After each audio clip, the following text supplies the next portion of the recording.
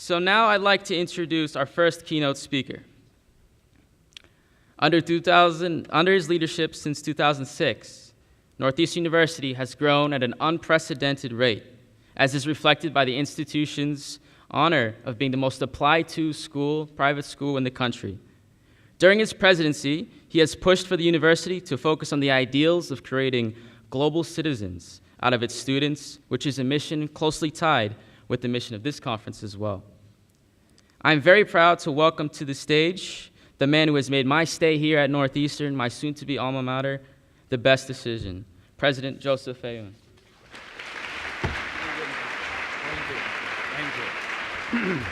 Thank you. Good morning, everyone. Good morning. Good morning. Let me start by mentioning that I am retweeting everything Nate is sending, so please make sure to send him some tweets. I will retweet them. My job is to welcome you, and so I am hereby welcoming you officially on behalf of Northeastern, and I'm really delighted and excited that you are all here and that the conference is meeting at Northeastern. Let me go beyond that and mention the following. Let me be candid with you and say what is working in higher education and what is not working.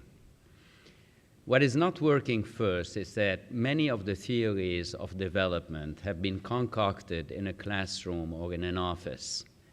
And frankly, they do not resonate, they do not work, for a simple reason that the people who have done them, the theoreticians, were really theoreticians and pure theoreticians.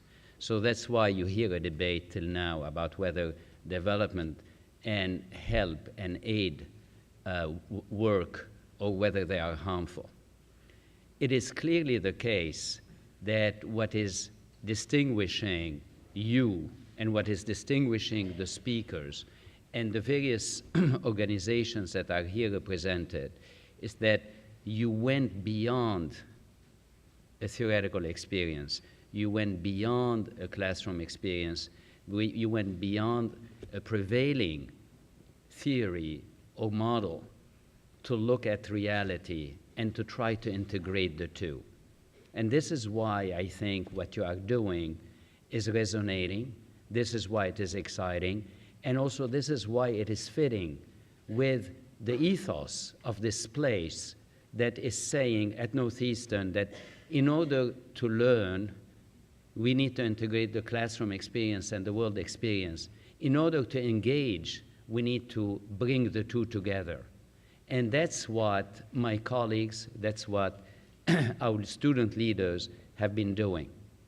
So from this aspect, I feel that there is something being done that unites you all, unites us all, is precisely this engagement, this experiential engagement with the world that is forcing us to be humble.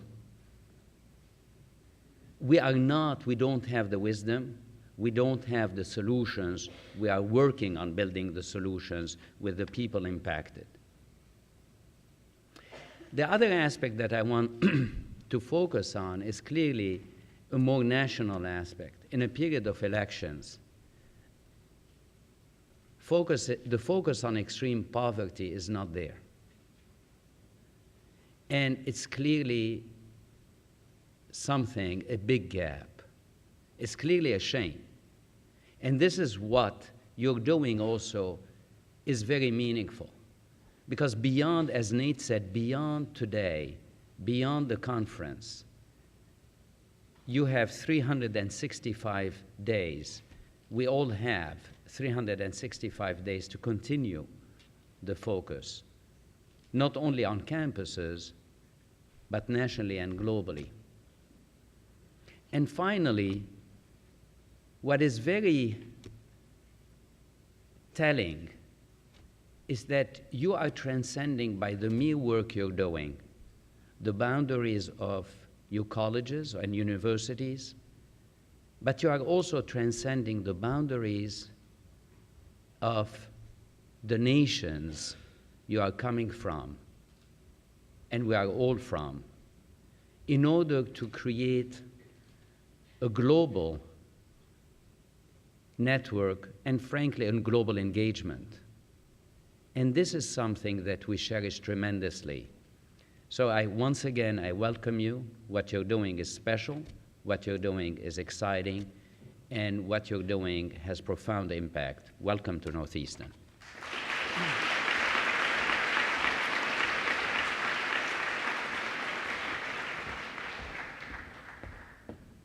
Thank you, President Ayoun.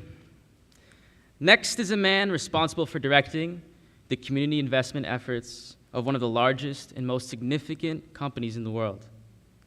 He has managed projects that include IT-based anti-poverty efforts, providing mentorship and support to social-minded entrepreneurs, and has led a global initiative to narrow the skills gaps that prevent some from making the best out of the technology we all know is capable of doing so much for the work we're trying to make.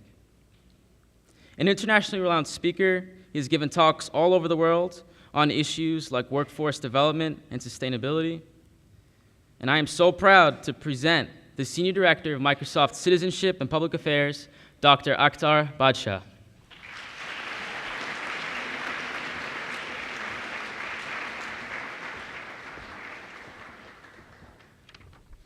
How are you all doing?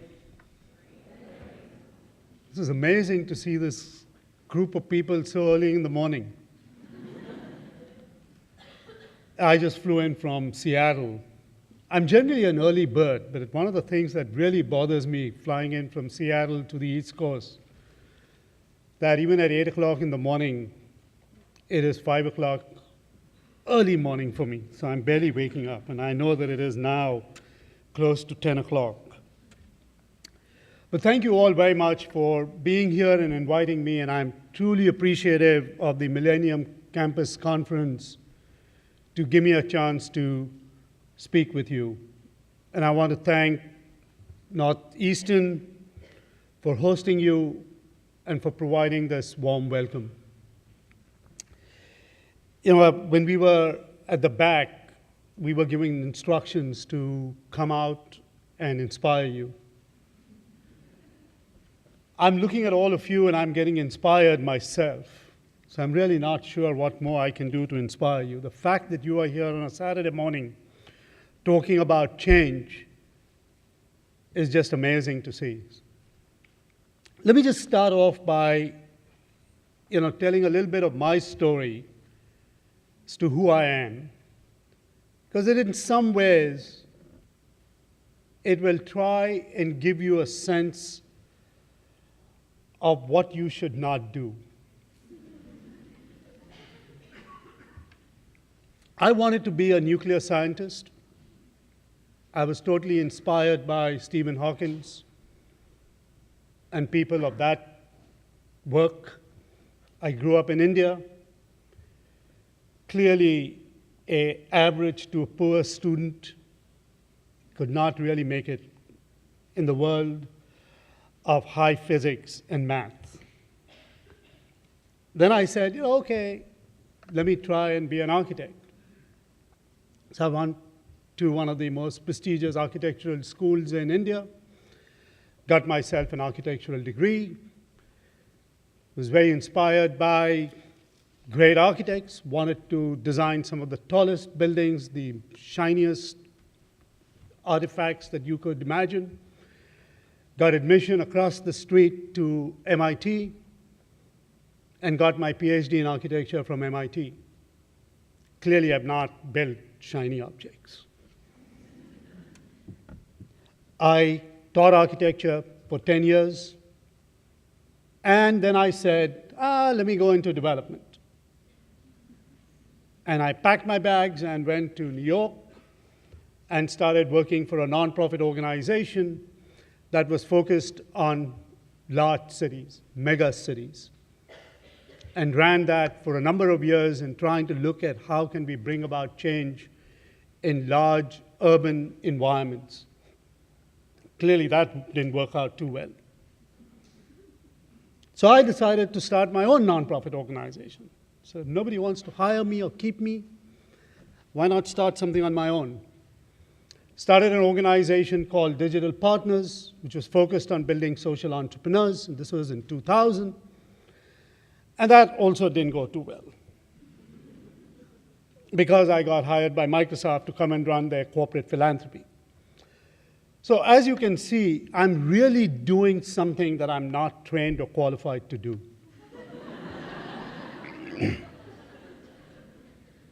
Because I really should have been a nuclear scientist. But the moral of the story here is a couple of things. Just in my time, where change has been much slower than what it is for you, I have gone through 7 different career changes. And what you get trained for may not necessarily be what you eventually land up doing. And in your case, you will go through at least 15 different career changes. So what you will have to do is to be a good learner. Learn, keep your mind open, look for change, take hold of change. Don't fear change. I packed my bags from a very cushy position at MIT with 3 kids and went down to New York to work for a nonprofit. People told me I was completely nuts. And I probably was. But don't be afraid, because that is really what will be required out of you if you are to succeed in what you have started off thinking about, social change. One of the most challenging environments for any of us to work in. Second, the way in which we view the world today has completely changed. I was just reminded of this, over the last couple of weeks at the passing of Neil Armstrong. I clearly remember him landing on the moon. And the first pictures that we saw from the moon of the Earth, at that time there was a sea change in the consciousness of the human race on the beauty and the fragility of our world, Earth. Because that was in stark contrast to another shiny object that we love and admire, on which Neil Armstrong had landed. That worldview gave rise to the environmental movement. But today, with the proliferation of technology, the fact that you have technology in your pocket, in the palm of your hand, and on your wall, and it is ubiquitous, we have become the center of information flow, and information flow is no longer a one-way street. A TV show is produced, and you consume it. That was my generation. Your generation, you are at the center of information flow. How many of you today ask for directions? Through what? You look at your mobile phone. You Bing it, you Google it. But what do you get?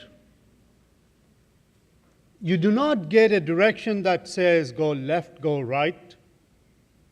It essentially puts you in the center of information flow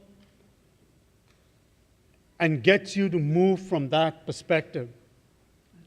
with Facebook, with Twitter, with all of the other mediums that we have, the way we consume information has changed so dramatically that we are today both the creator and consumer of information simultaneously. And it is both good and it is both bad. And some of the negative aspects of that are playing out today in terms of the political crisis that we see in the Middle East. So it is your job to think about how you're going to use this technology in the most fundamental way that can drive about meaningful change. When I travel around the world and walk into a village, people can still have access to information. I was in northwestern China several years ago in a small town called Ansai, and I visited a community that lives in caves. Literally, they live in caves. They have caves in which they've converted that into a house, beautiful homes. They put doors and windows on the front of the cave and they live in there. But they have a computer and they have internet connection, and it allows them to get information. And that information has transformed the way in which they farm and the way in which they earn livelihood. The same thing is happening in the jungles of Colombia or in the Boys and Girls Club across the street here. So information technology and that access is bringing about fundamental change, and you all are at the center of that revolution and will continue to be. There's a young lady that I met a couple of years ago. Her name is Mary Mwande. She grew up in the slums of Mombasa in Kenya. She got an opportunity to go to school. And some folks, just like you, took an interest in her. And in that school, because there was internet connection, she got mentorship, in this case, from Microsoft employees. And she was able to walk in someone else's shoes and to imagine what a future can be for her.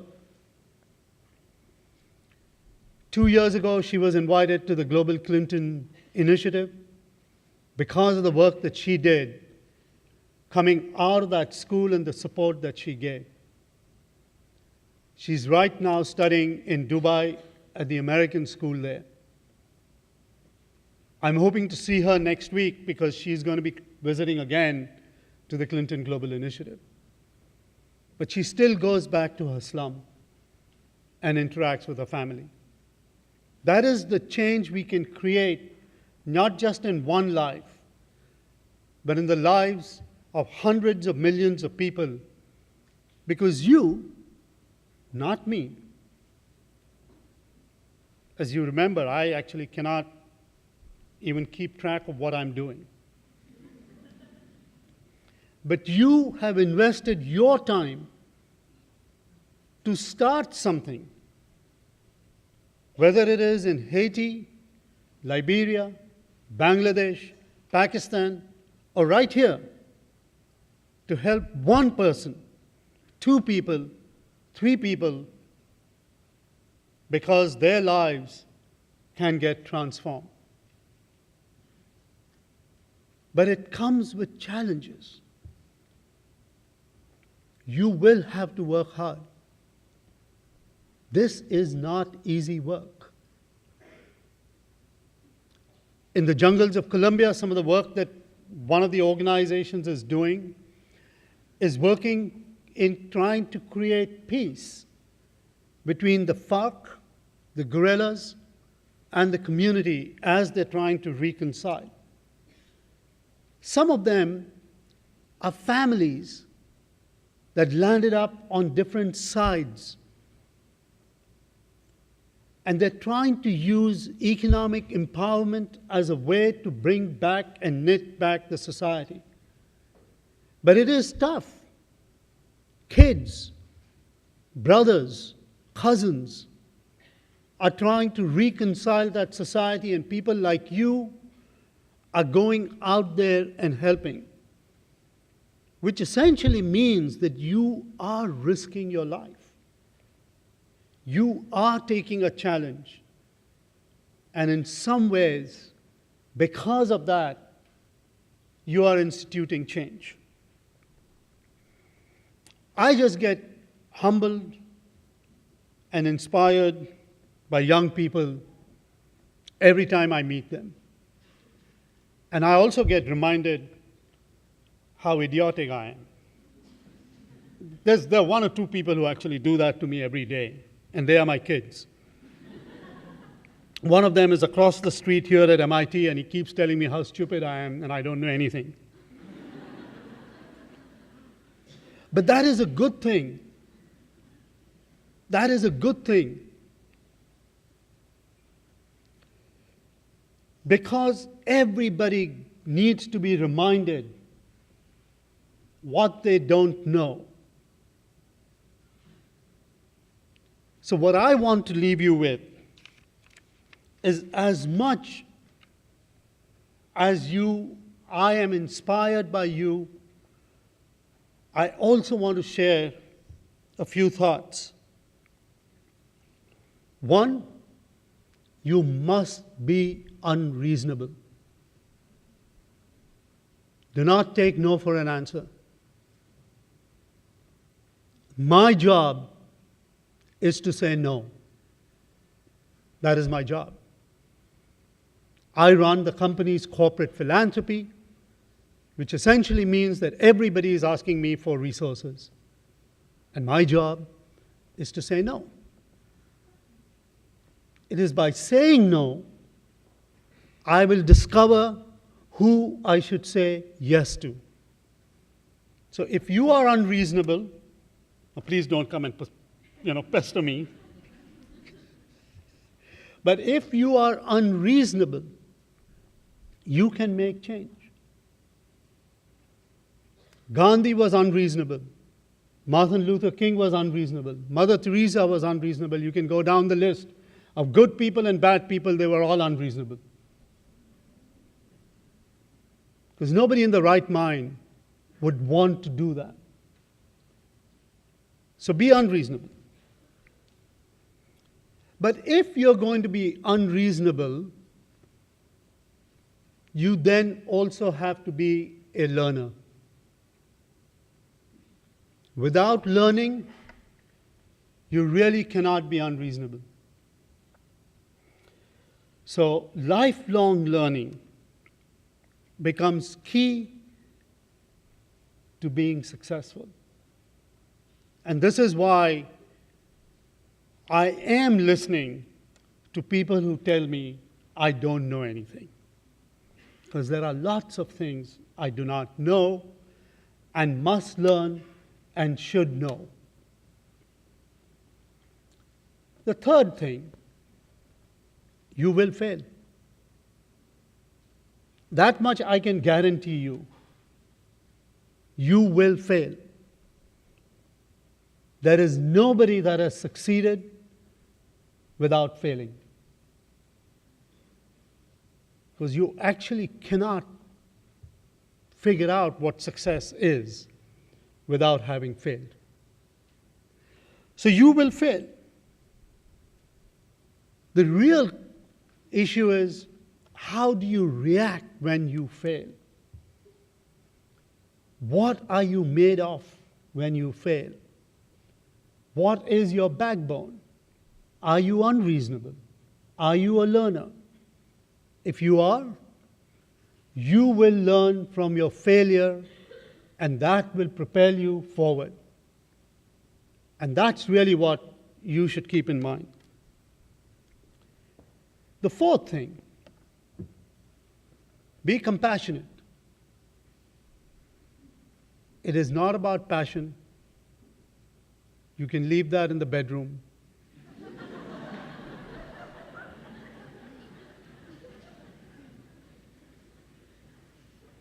How many of you have used the word passion? Come on, I've got to see every single hand up. Because I do not believe that any of you would have got into any college without having used the word passion in your statement. No chance.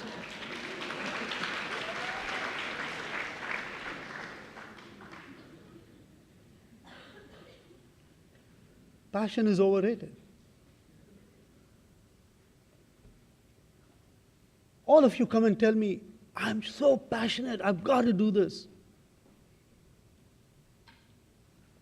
You don't know what the heck you're talking about.